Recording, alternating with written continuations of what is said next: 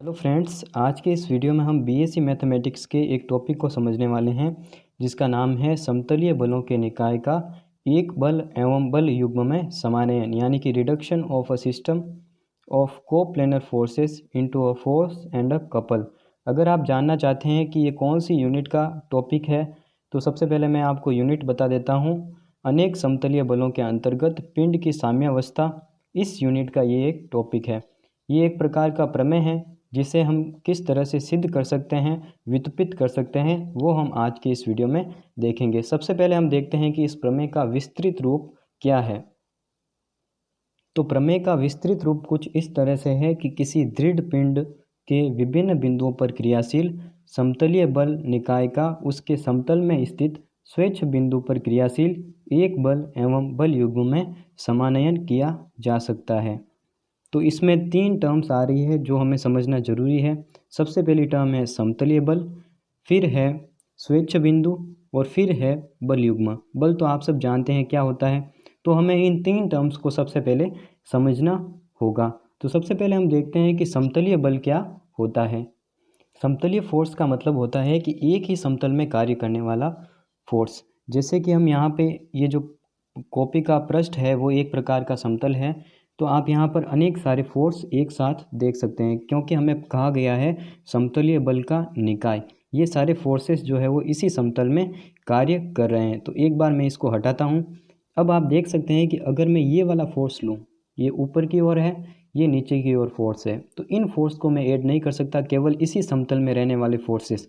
जैसा कि आप देख सकते हैं इन्हीं फोर्सेस को मैं यहाँ पर समतलीय बल के निकाय में ऐड कर सकता हूँ। तो समतलीय बल जो है वो आप समझ चुके होंगे कि एक ही समतल में लगने वाले फोर्सेस। फिर आता है हमारे पास स्वेच्छ बिंदु, उनके समतल में स्थित स्वेच्छ बिंदु। स्वेच्छ बिंदु आप इस समतल में स्थित कोई भी बिंदु ले सकते हैं। जैसे कि मैंने यहाँ पर एक स्वेच्छ बिंदु लिया है, तो ये मैंने कोई भी रैंडम पॉइंट इस समतल का ले लिया है स्वेच्छ बिंदु, ठीक है। पर क्रियाशील एक बल, इस पर हमें एक बल लगाना है जो इन सभी बलों को रिप्रेजेंट करे एवं बल युग्म में समानयन किया जा सकता है। तो हमें करना क्या है कि ये जितने भी फोर्सेस हैं आप देख रहे हैं इधर की ओर, हमें इन्हें इस पॉइंट पर शिफ्ट करना है।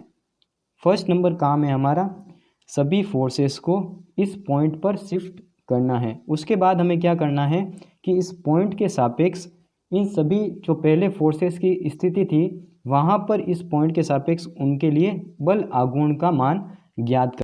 वापस से मैं बता रहा हूँ, सभी फोर्सेस को इस पॉइंट पर ट्रांसफ़र करना है। उसके बाद में इस पॉइंट के सापेक्ष जो इन बलों की वास्तविक स्थिति थी उनका बल आघूर्ण हमें ज्ञात करना है। तो वो कैसे करेंगे एक बार मैं आपको रफली समझाता हूँ, उसके बाद में हम फेयर वर्क करेंगे। तो मान लीजिए मैं जो फोर्सेस आपको बता रहा था वो कुछ इस तरह से थे। एक फोर्स यहाँ पर और यहाँ पर, ठीक है।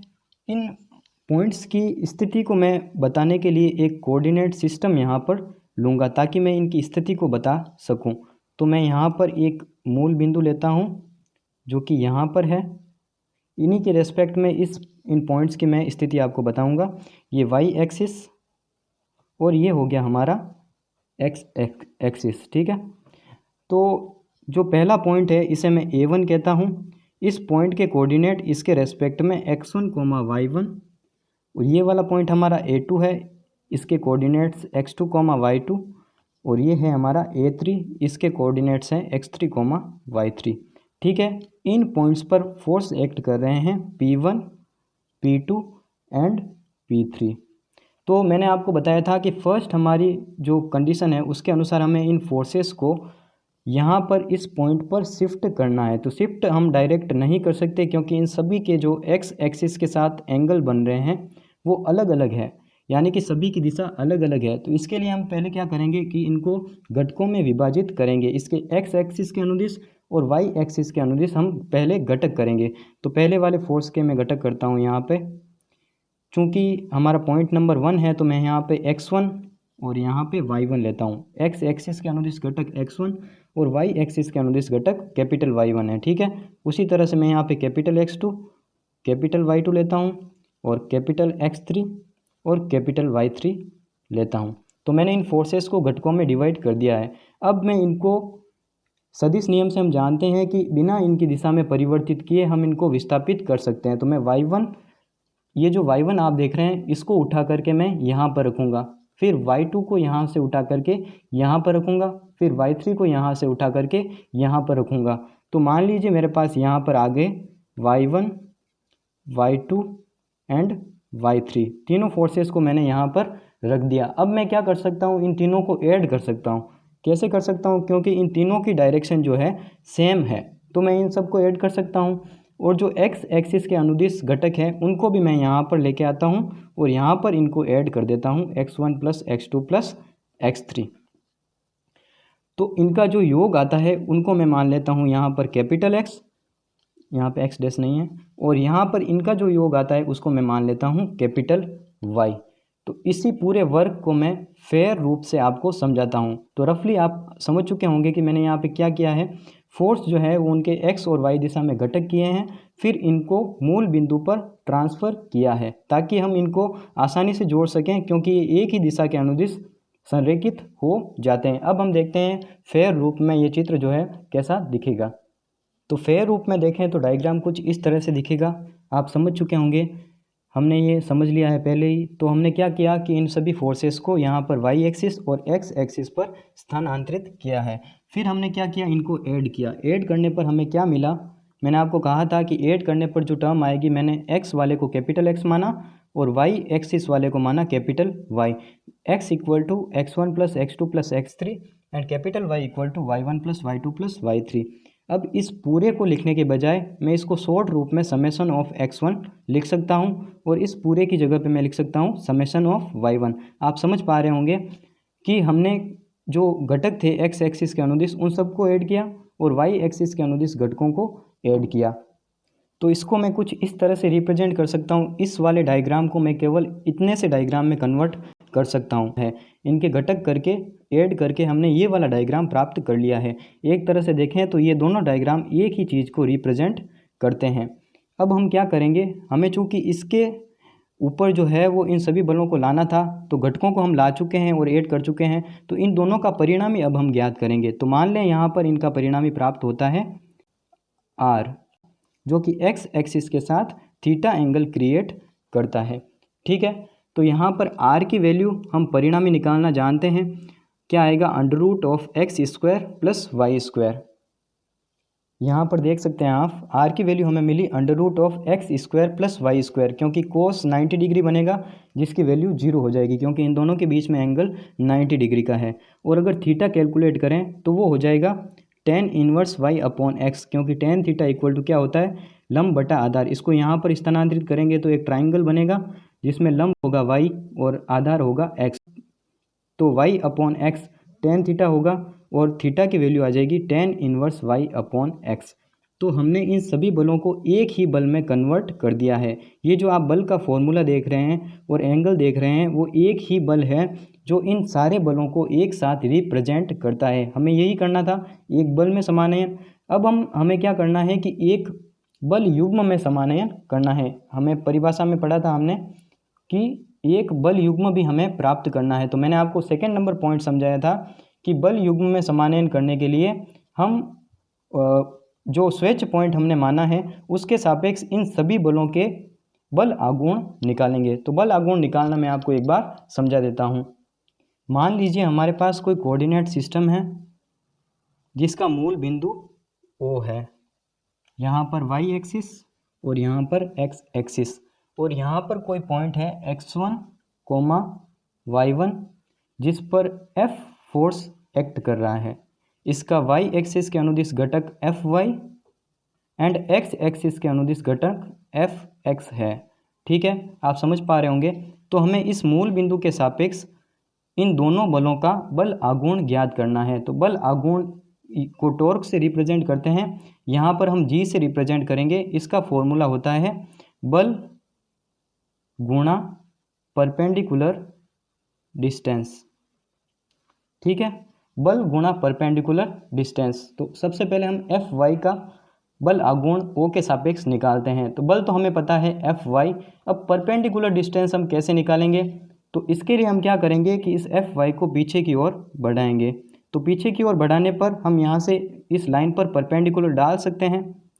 अब हमें ये डिस्टेंस फाइंड आउट करनी है। जैसा कि हमें पता है कि ये वाला पॉइंट जो है वो x1, y1 है, यानी कि ये वाली डिस्टेंस x1 है और ये वाली डिस्टेंस y1 है, यानी कि ये वाली डिस्टेंस कितनी होगी, x1। तो हमने इस पॉइंट की मतलब इस बल की मूल बिंदु से परपेंडिकुलर डिस्टेंस फाइंड आउट कर ली है x1। तो बल आघूर्ण मैंने आपको कहा था बल इंटू परपेंडिकुलर डिस्टेंस, तो यहाँ पर क्या हो जाएगा x1 गुणा Fy। तो ये y घटक का बल आघूर्ण हमारे पास आ गया। अब हम देखते हैं कि ये माइनस में होगा या फिर प्लस में होगा। इसके लिए हम क्या करते हैं कि मान लीजिए यहाँ पर जो हम लंब डालते हैं उसे हमें मानना है एक लकड़ी है और उसको रस्सी से बांधकर ये बल खींच रहा है। बल लगाना मतलब खींचना, एक तरह से इधर की ओर खींचा जा रहा है। तो ये लकड़ी किस ओर घूमेगी, इस डायरेक्शन में घूमेगी, जो कि घड़ी की विपरीत दिशा है। घड़ी की विपरीत दिशा में हमेशा बल आघूर्ण प्लस होता है। घड़ी की विपरीत दिशा में हमेशा बल आघूर्ण प्लस में होता है, जबकि घड़ी की दिशा में नेगेटिव होता है। तो अब हम निकालते हैं एक्स घटक का बल आघूर्ण। तो एक्स घटक की परपेंडिकुलर डिस्टेंस निकालने के लिए हम इसको पीछे की ओर बढ़ाएंगे। पीछे की ओर बढ़ा दिया हमने, तो बढ़ाने पर ये परपेंडिकुलर डिस्टेंस हमें मिली। ये वाली डिस्टेंस किसके बराबर होगी, इसके बराबर होगी, और ये हमें पता है कितनी है, y1। तो ये वाली डिस्टेंस भी हमारे पास आ जाएगी y1 यहाँ से लगाकर यहाँ तक, और फोर्स हमारे पास है Fx। तो बल आघूर्ण क्या होगा हमारे पास, बल इंटू परपेंडिकुलर डिस्टेंस हमें पता है क्या है, y1।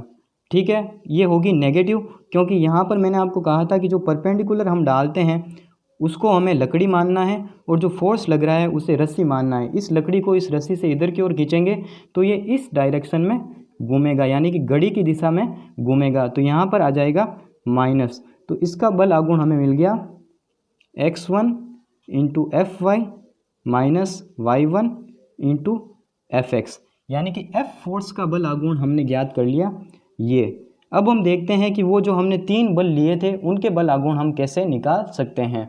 तो इस डायग्राम को आप ध्यान से देखिए यहाँ पर कि ये जो A1 पॉइंट पर P1 फोर्स लग रहा है इसका हम बल आघूर्ण ज्ञात करेंगे, फिर इसी के हिसाब से हम बाकी वालों का लिखेंगे। तो जैसा कि मैंने आपको बताया था हम y1 फोर्स के लिए बल आघूर्ण निकालेंगे, तो इसको पीछे की ओर यहाँ पर बढ़ाएंगे, यहाँ पर मैंने बढ़ा दिया।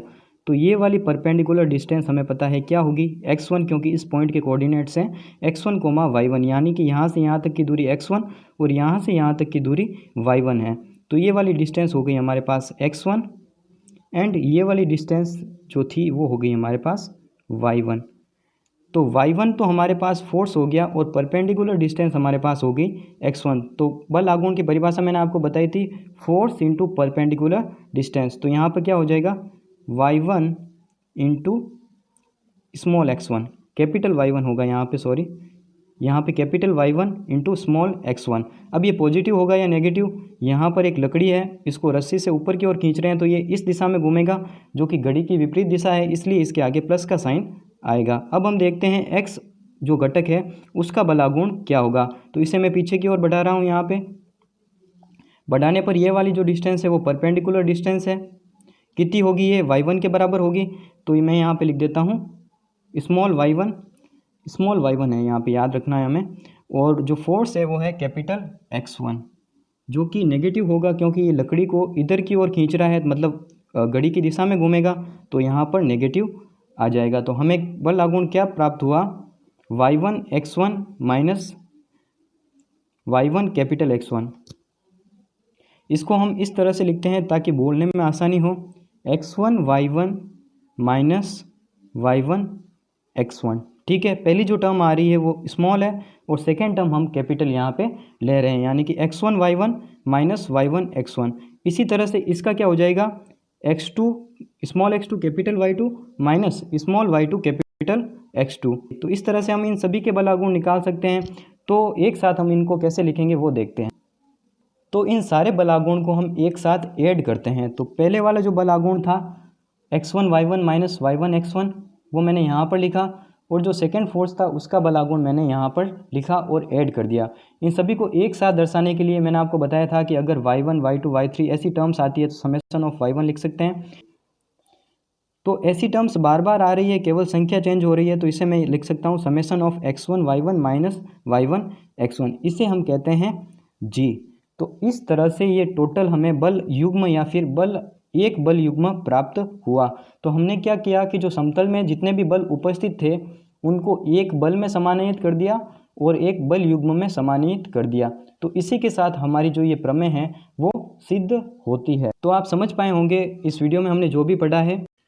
तो हमारा मेन उद्देश्य इस टॉपिक में था कि सभी जो समतलीय बल थे उनको जो है वो स्वेच्छ बिंदु पर लाकर रखना और उसी के साथ उस स्वेच्छ बिंदु के सापेक्ष सभी बलों का बल आघूर्ण ज्ञात करना। इस तरह से हम इस प्रमेय को सिद्ध कर सकते हैं। तो उम्मीद है आप इस टॉपिक को अच्छे से समझ पाए होंगे। नेक्स्ट इसी तरह के वीडियोस को देखने के लिए चैनल को सब्सक्राइब कीजिए और नोटिफिकेशन बेल को ऑन कीजिए।